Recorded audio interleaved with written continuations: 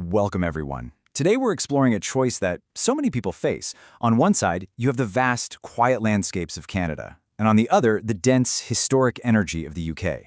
Two countries, two completely different ways of life. Let's break it down. So let's start with a really fundamental question for you. What are you looking for in a home? Is it the sense of calm that comes with endless open space?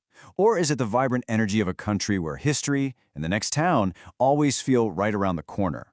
Because really, that's the core choice we're digging into today. You've got the sprawling, natural beauty of Canada on one hand, and on the other, the dense, historic, and always bustling streets of the United Kingdom.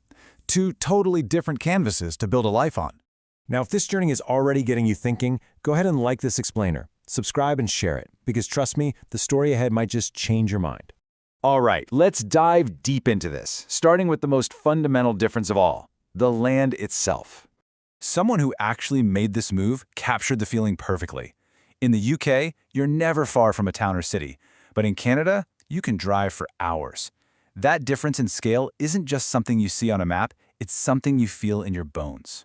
And wow, the numbers back this feeling up in a pretty staggering way.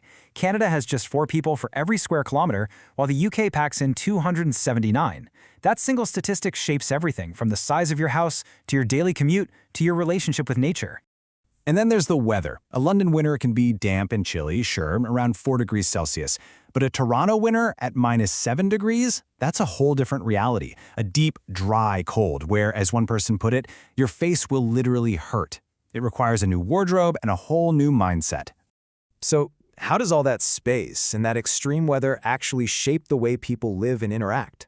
Let's move into the culture and see how this story unfolds. The contrast extends right into social life. In the UK, the pub is its legendary third space, a central hub where anyone can strike up a conversation over a pint. In Canada, that same social energy is often spent under the open sky. Socializing isn't about hitting the local pub, it's a hike, a barbecue by the lake, or a weekend ski trip. And the way people talk is different too. This quote hits on a really subtle but crucial point. That dry, sarcastic British wit, that banter, doesn't always translate. In Canada, which is known for its earnest politeness, it can sometimes be seen as genuinely rude. It's a fascinating cultural line to walk. And the general feeling that ties all this together is the pace of life.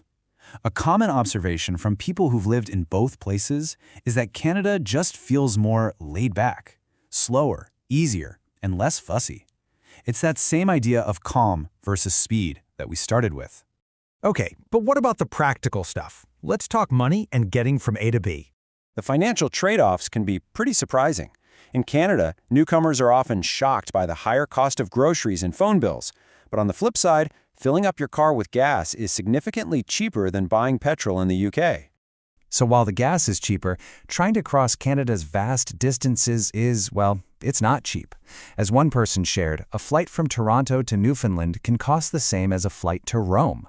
That one comparison really puts the scale of the country and its costs into perspective. And this all leads to a fundamental truth.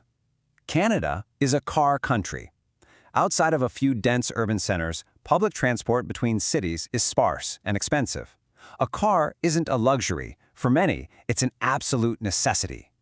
In the UK, with its dense rail and bus network, you could easily live your whole life without ever needing to drive. Now let's zoom out from the day-to-day and look at the systems that shape the society itself. At first glance, this might seem a little dry, but it explains so much. The UK is a unitary state where power flows from the center. Canada is a federal system where the provinces hold significant power over things like healthcare and education, and that has huge real-world consequences. Probably the best way to understand it is to think of Canada's provinces like they're their own separate countries in Europe. Moving from British Columbia to Ontario isn't just a change of address. The laws, the taxes, even the healthcare system can be completely different. It's 10 separate systems under one federal umbrella. Finally, there's a perceived difference in the social fabric. Many observers note that Canada feels less tied to traditional class structures than the UK. It contributes to its famous reputation for being open, welcoming, and almost always polite. So we've covered a ton of ground, from the weather to the way governments work. Let's bring it all together for the final choice. So let's boil it all down.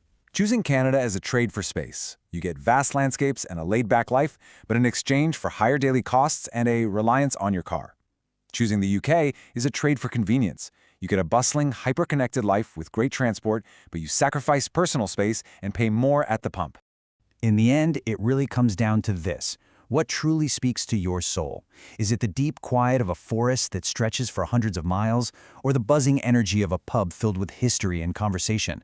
Is it the total freedom of an open road, or the incredible convenience of knowing a train can take you almost anywhere?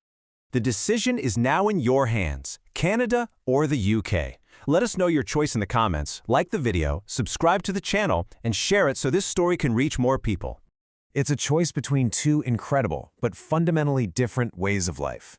There's only one question left. Where will the next chapter of your life be written?